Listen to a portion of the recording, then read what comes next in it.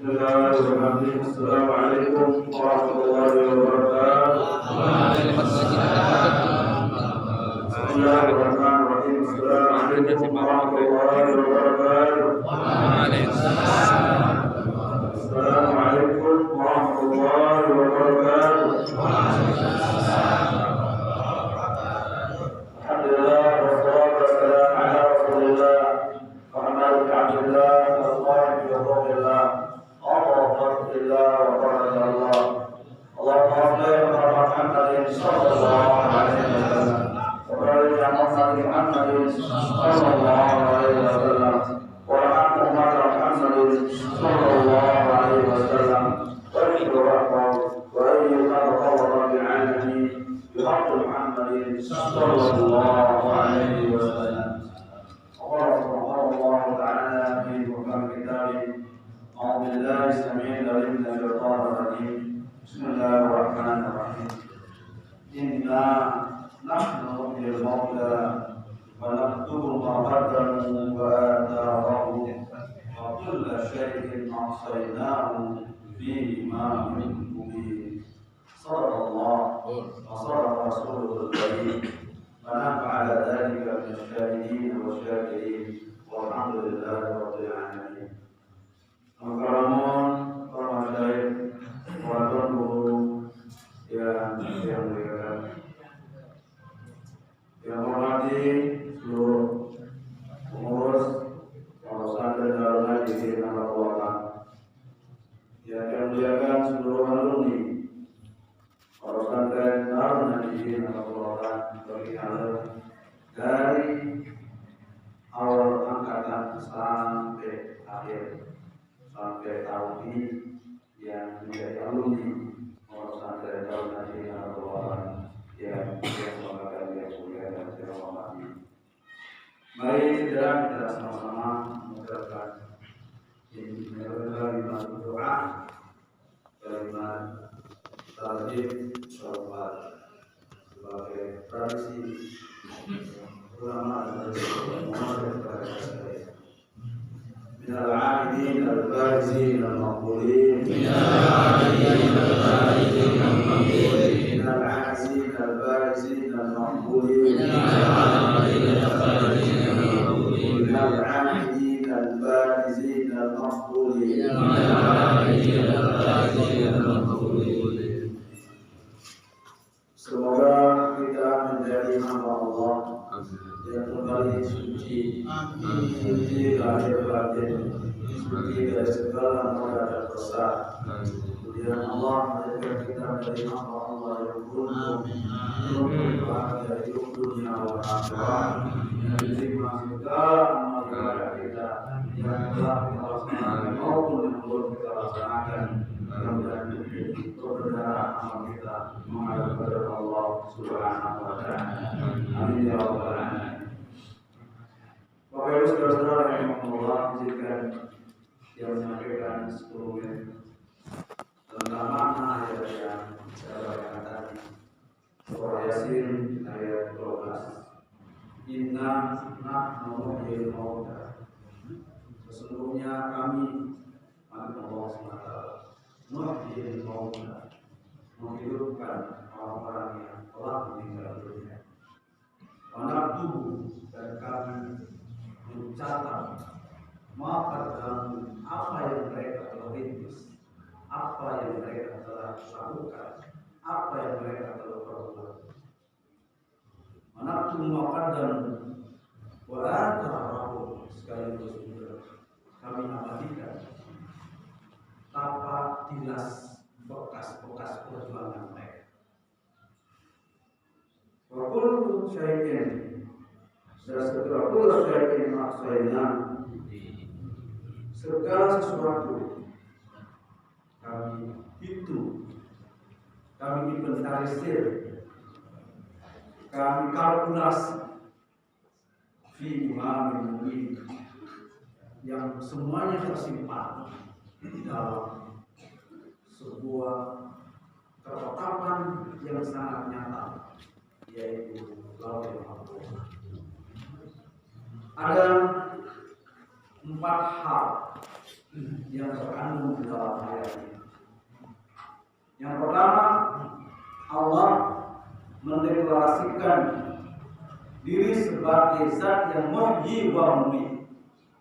Allah mempertegaskan zat Allah sebagai yang menghidupkan hamba-hamba. Sekaligus Allah yang mematikan seluruh hamba-hamba. Karena Allah memiliki zat muhyi, menghidupkan yang sudah meninggal dunia, maka bagaimana caranya Allah menghidupkan hamba-hambanya yang sudah meninggal dunia ini? Maka Allah menyebutnya dalam lanjutan ayat ini adalah wa naktubu ma qaddamu. Kami tulis, kami catat apa yang mereka telah perbuat. Bukan saja amal yang diperbuat itu artinya yang langsung melekat pada dirinya. Itu namanya naktubu ma qaddamu. Yang melekat pada dirinya mungkin tidak bisa dilihat oleh orang.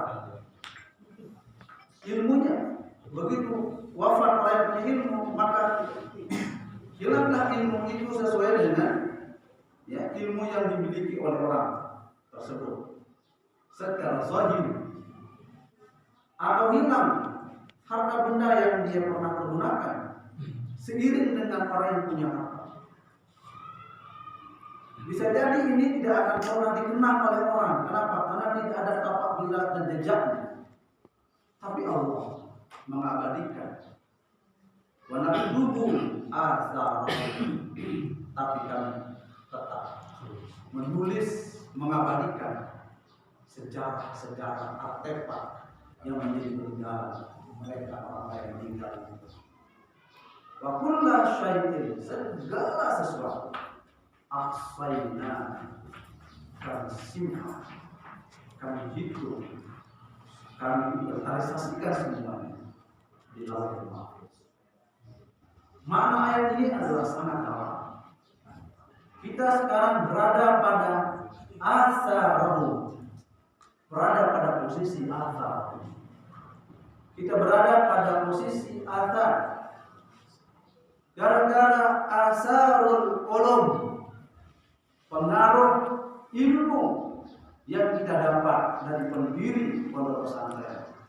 Kita dicatat oleh Allah Subhanahu wa taala sebagai hamba yang al-muhsan, al-abdul muhsan, hamba yang dihidup oleh Allah Subhanahu wa taala. Kenapa? Karena Allah mengatakan wa kullu syai'in ahsayna. Maka kita dianggap oleh Allah Subhanahu wa taala sebagai hamba-hamba yang mengikuti mengikuti bekas-bekas jejak-jejak. Jejak itu muncul dalam benak ilmu. Jejak itu bisa muncul dalam benak, dalam karya nyata amal saleh. Jejak itu bisa muncul dalam karya-karya ilmiah akademik. Maka kita hadir ini adalah sebagai penjelmaan dari sosok yang telah memberikan kita ilmu pengetahuan, telah menggembleng kita menjadi orang yang mulia, sehingga kita termasuk hamba Allah yang masuk dalam lingkaran Lauhul Mahfuznya Allah Subhanahu wa taala. Amin. Insyaallah berhubungan itulah yang kita hadirkan, kita dapatkan di saat kita reuni tahunan seperti ini. Tidak ada yang salah, tidak ada yang akan pernah mengurangi keberkahan di saat kita hadir menjumpai azabul. Tidak akan pernah kita merasa miskin jika melanjutkan azabul itu. Tidak akan pernah orang itu akan menjadi orang yang tidak berpengaruh jika dia menghadirkan azabul.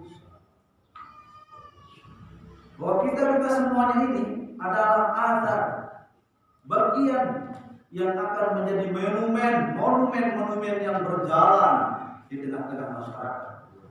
Begitu kita mengajarkan agama di tengah masyarakat, itu siapa punya murid.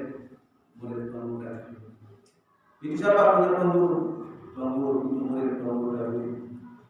Siapa Tuan Guru Muhsin? Murid Tuan Guru Darwin. Murid Tuan Guru Darwin siapa? Tuan Guru Muhsin, USB-nya.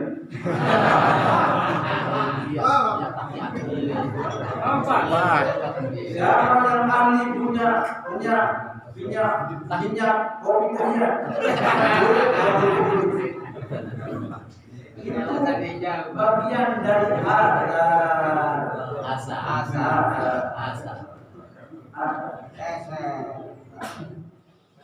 Nah, kita semua ini adalah asal yang masih diberikan kita kesempatan untuk memperbanyak asal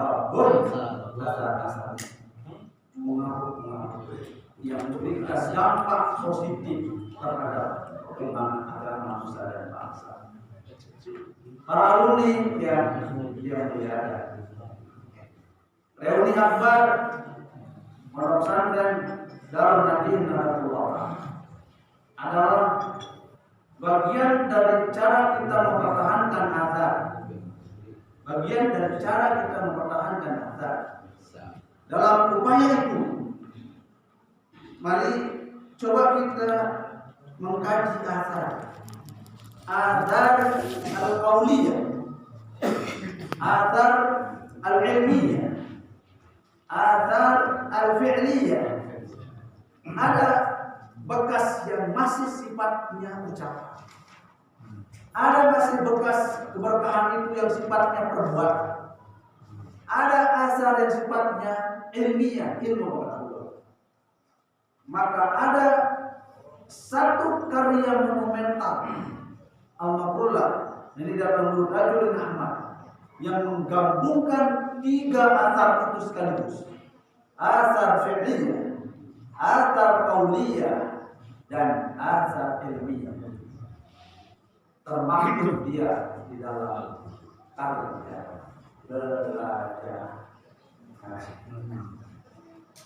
belajar ngaji. Apa judul asli? Belajar ngaji atau berguru ngaji. Mana yang masuk?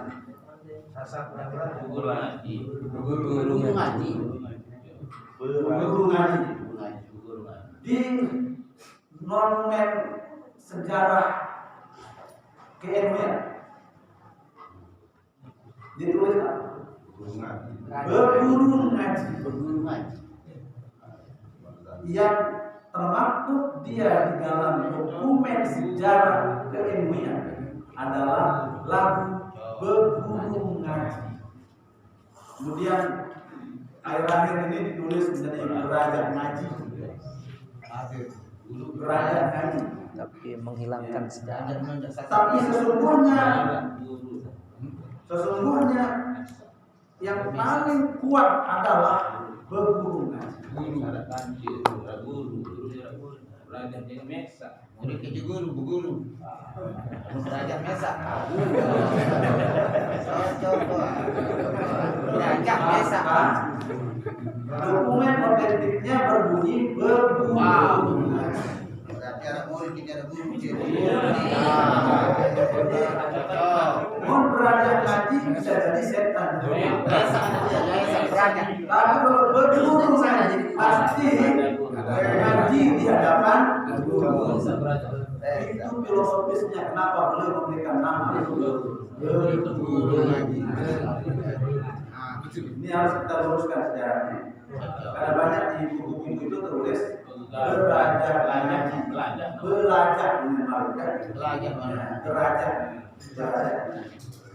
termasuk yang di buku ada ya Ma'an itu juga masih tulis belajar Masih retro, masih kanak-kanak belajar masih retro. berarti bahasa Arab masih kanak-kanak belajar apa aja belajar. Kelas 10 udah belajar. Berarti dosa belajar. Maka lagu belajar ngaji atau berguru ngaji ini ada asal. asar yang tidak akan pernah dilupakan sepanjang hayat organisasi Nahdlatul. Di dalam sejarah keilmuan tidak ada sebuah pondok pesantren atau dusun yang masuk langsung di dalam agenda sejarah keilmuan. Hanya bagi nyali. Yang lain-lain kata bermini disebut dalam Al-Quran. Desa Pancor disebut dalam Al-Quran. Desa Pancor de Bulu Budi bermini menuju aku nanti berada di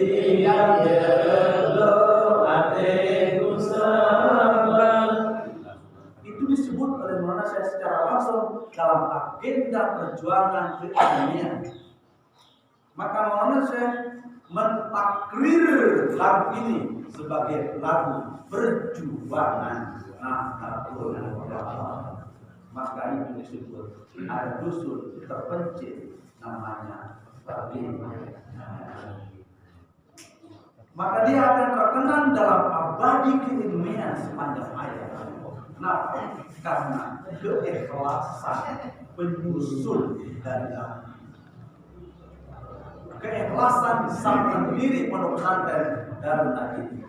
Keikhlasan sang guru yang mendidik Lumbung Tia menjadi hamba-hamba Allah yang beriman. Maka salah seorang Dewan Muntasyar Pembesar Nahdlatul Ulama Fadilatul Syekh Penguru Al-Haj Anas Asri menyebutnya bahwa Tuan Guru Tajuddin Ahmad itu asasahu min akhlasi ibadihi ala wa huwa Tajuddin Ahmad.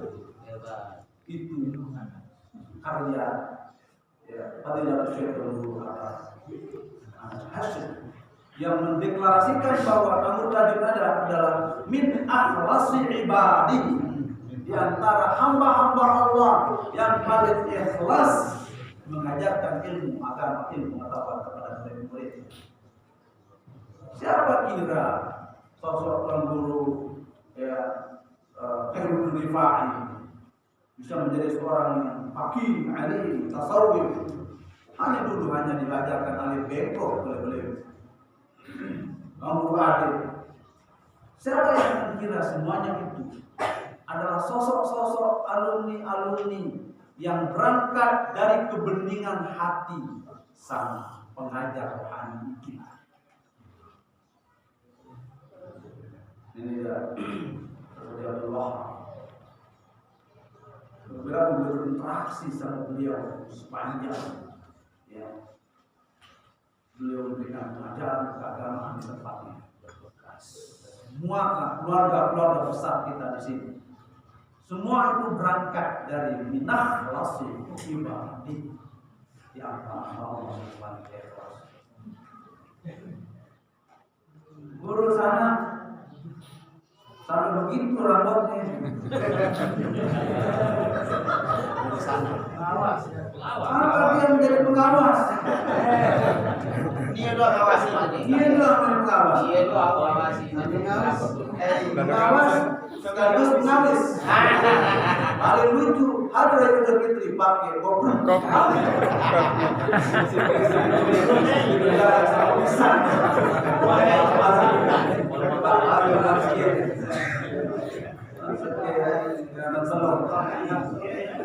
Memang duit dan kedah murid-murid ada nama. Allah tabarakallah. Itu yang disebut dengan atar. Maka coba kita lihat asal ini yang luar biasa. Saya selalu enggak habis-habis saya analisa lagu ini. Pada tahun yang lalu sudah saya menulis tentang itu, tentang bagaimana perspektif beliau tentang lagu ini. Coba kita lihat pertama. Kita menjadi oleh-oleh bagi kita semua para ahli. Yang pertama, paragraf pertama dalam 4 rentetan bait ini. Ina amat semakan jari sila serah anak ngaji ndak ben rasa lain sedekah. Yang pertama, beliau memberikan perspektif tentang akhlak. Beliau memulai lagu ini dengan proses akhlak. Kenapa? Al-ilmu qabla al-adab. Al-adab qabla al-ilm. Al-akhlaq qabla kulli syai'. Bahwa beliau memulai syair ini dengan akhlak. Sidr akhlak, sidr budi. Apalagi dengan ini dari subuh ke malam-malam, bin sidr akhlak, bin sidr body. Ini sudah budi.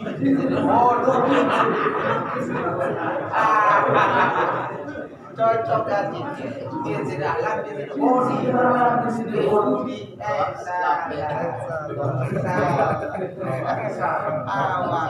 Body. Beliau mengawalinya dengan apa? Jadi perspektif beliau adalah asal beliau yang pertama adalah asarul akhlaki, jejak keakhlakan, jejak kemuliaan. Kalau ternyata akhlak yang mulia itu harus diawali dengan apa? Belajar. Oh, tidak mungkin kita akan menjadi orang yang berakhlak jika kita tidak ngaji. Kalau tidak guru ngaji. Kalau tidak kita menyerahkan anak kita, maka anak kita tidak akan menjadi anak-anak yang berakhlak dan berbudi. Maka beliau mengawali nasihat ini dengan nasihat al-akhlak. Kenapa? Mungkin dalam benak beliau mengatakan bahwa Nabi saja bukan diutus untuk memberikan kecerdasan, bukan diutus untuk memberikan kesejahteraan, tapi pertama yang diutus Rasulullah itu adalah innama bu'istu litammima makarimal akhlak. Maka beliau memulai lantunan syair nasihat perjuangan itu dengan yaitu akhlak. Sidr akhlak.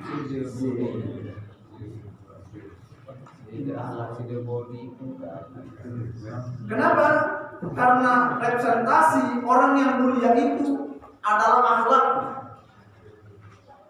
Orang punya harta benda tinggi, dia akan hancur seiring harta benda. Orang yang memiliki ilmu setinggi apapun akan hancur dengan ilmunya. Tapi orang yang berbudi pekerti, dimanapun dia berada, malaikat segar diangkat untuk tidak menghormati. Kenapa? Karena kemuliaan akhlak. Kenapa? Karena akhlak itu adalah representasi perwujudan sifat Allah yang melekat pada hambanya. Maka ada Khaliq sang Allah, makhluk sang makhluk yang mampu berakhlak seperti akhlak Khaliq. Itulah dia makhluk Allah yang berakhlak. Maka Rasulullah yang ditanya, apakah akhlaknya Rasulullah? Rasulullah menjawab, saya sudah bisa menjawab, karena khuluquhu al-Quran. Akhlaknya Rasulullah adalah Al-Quran. Kalau beliau memulainya dengan akhlak. Ini akhlak apa? Akhlak Rasulullah. Ya, akhlak sufis.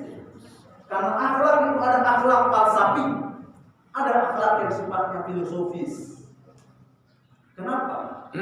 Ya, Contoh Muhsin, dia disebut Muhsin. Muhsin. Kenapa dia disebut Muhsin? Bagus.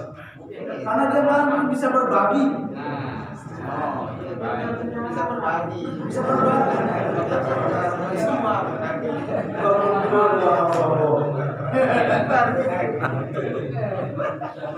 berbagi cinta. Ini akhlak falsafi. Memaknai filosofis akhlak itu sebagai sebuah filosofis hidup. World view kalau bahasa filsafat. Cara pandang sesuatu dalam melihat sesuatu itu bisa disebut dengan akhlak falsafi. Tapi di atas akhlak falsafi itu adalah akhlak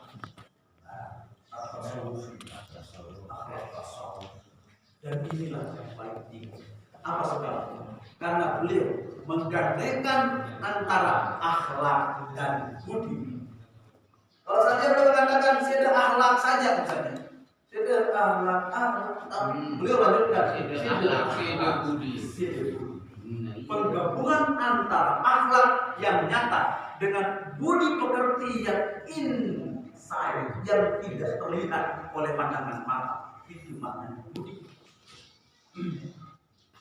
Budi baik akan kenang sepanjang hayat. Meskipun dia sudah meninggal dunia, budi baik akan selalu. Itu maknanya budi.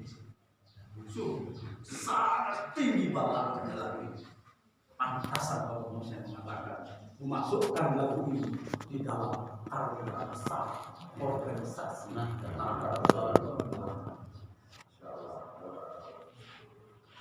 ini yang pertama. Yang kedua,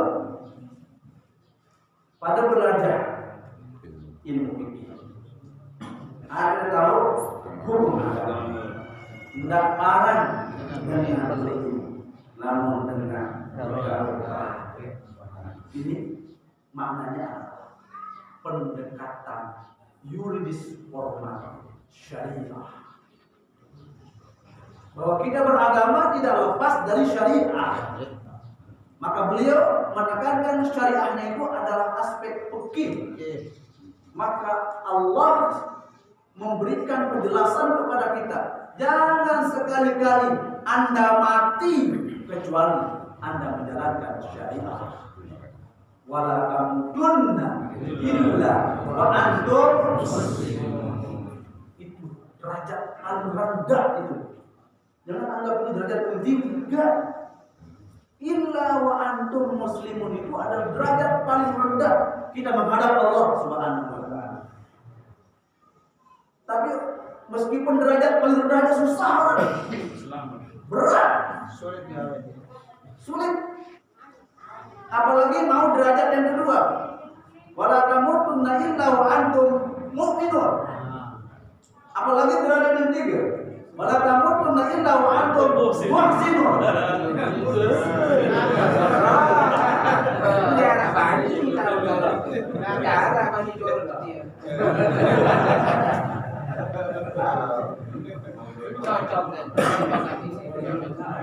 Derajat muslimun itu kan derajat syariah. Orang yang berdosa besar sekalipun, tapi di saat dia menjalankan satu saja rukun Islam yang dilaksanakan, di akhir hayatnya dia masuk. Begitu akhir hayatnya mengucapkan asyhadu an la ilaha illallah wa asyhadu anna muhammadar rasulullah, wajabat lahul jannah. Wajib orang ini masuk surga apabila dia berislam dengan bersyahadat saja. Itu maknanya wala tamutunna illa wa antum. Bagaimana kalau dia mukminun, menjalankan semua perintah Allah, yakin akan kadar-kadar Allah, semua amal-amal ibadah dia laksanakan, maka dia derajatnya adalah derajat mukminun. Bagaimana kalau dia derajatnya adalah derajat muhsinun? Derajatnya paling tinggi, dia baru kecuali hanya para nabi. Ada derajat para nabi, para aulia oleh Allah yang sampai pada derajat muslim. Kenapa? Karena derajat mukminun muslim adalah derajat syariah. Ya. Sedangkan mukminun adalah derajat hakikat. Derajat muhsinun adalah derajat ma'rifah. Ma'rifatullah. Berat.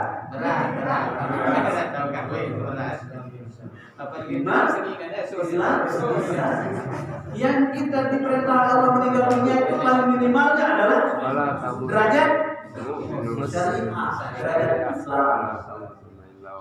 Itu maknanya wala tamutun illa wa antum. Beliau mencoba memahami bahwa ilmu fikih sangat berguna. Untuk apa? Untuk membimbing bimbing kita menjadi orang yang muslim sebagai perjuangan taat firman Allah Subhanahu wa taala wala tamutunna illa wa antum muslimun. Ini yang kedua, baik yang ketiga, madrasah sini uangnya tu satu pihak lebaginya Semarang masih buta agama pada lete pada kamu mana yang benar pada lete atau pada lete bahasa ini bahasa asli dipakai.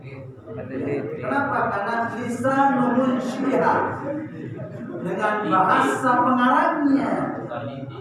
Kalau lite itu bahasa Belanda, bahasa hijau, Bahasa sempit.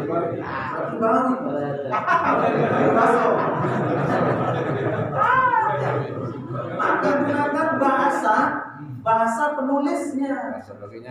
Bahasa bagiannya itu namanya bilisani kaumi.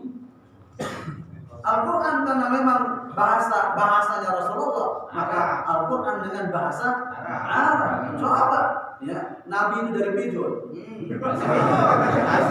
Maka bilisani pijul.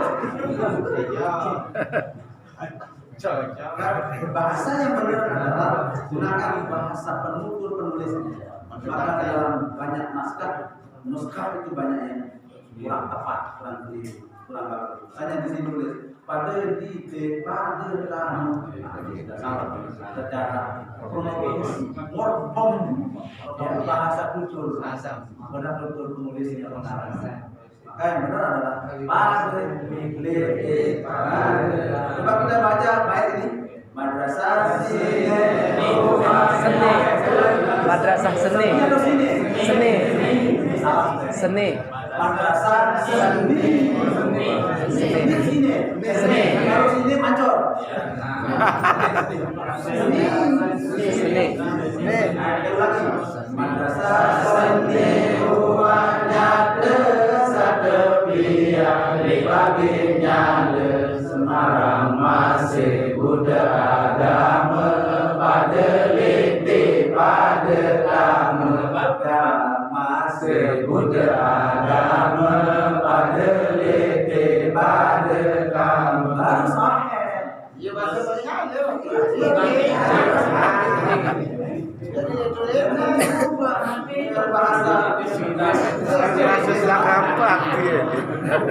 dia sholat itu syukur kamu. Hai bisa reply dia. Baru berianak. Panir berianak. Gara-gara mobilnya. Syukur kamu dia nanti. Coba kita renungkan bersama ini. Kenapa kita masuk dalam anak tubuh qaddamu wa asama? Kita masuk dalam ayat ini. Madrasah seni itu ada hasihil madrasah itu kalau bahasa Arab. Kalau bahasa Indonesia menyebutnya hasihil madrasatul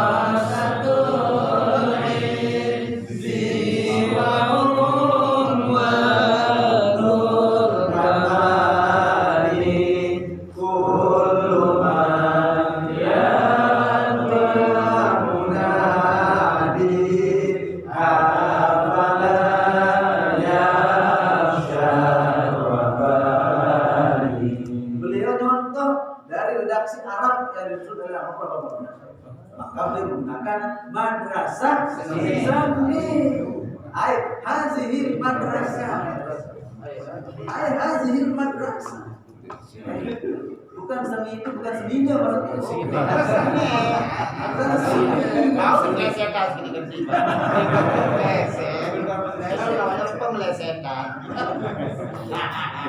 Ini beliau tidak pernah melenceng dari apa yang ditulis dalam Al-Quran. Coba lihat keren-keren.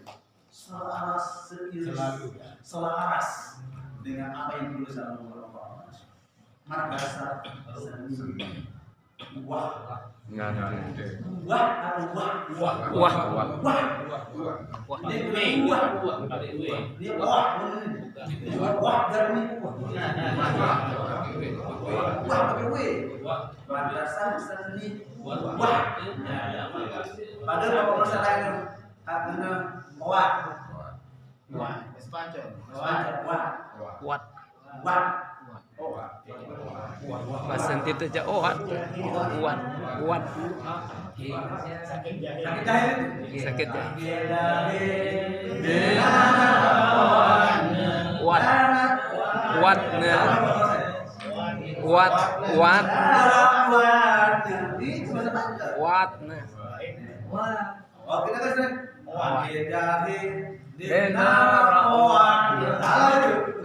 Bukan bahasa baca, bukan bisa orang Indonesia. Masih pejun.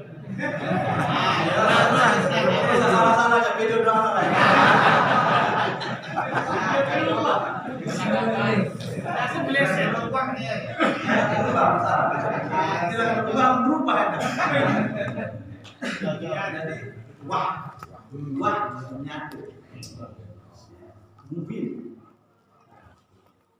ini makna ayatnya tadi. Wa kullu syai'in ahsaynahu fi imamin mubin nyatu. Oh, madrasah ini sudah nyatu. Kami sudah hitung semua asal-asal orang-orang yang mulia itu dalam hitungannya nyata terbukti. Ini yang baik pertama. Madrasah sini buahnya seni buahnya. Satepia le baginya syahidnya kaulu baginya syahidnya kaulu baginya. Dulu pada waktu anak multah di Praia ya sekitar tahun 1992 Tuan Guru Abdul Rahim Praia bukan Abdul Rahim pengurus cabang Praia waktu itu mengusulkan supaya lagu ini dirubah. Madrasah sini uangnya tersedia dasar desa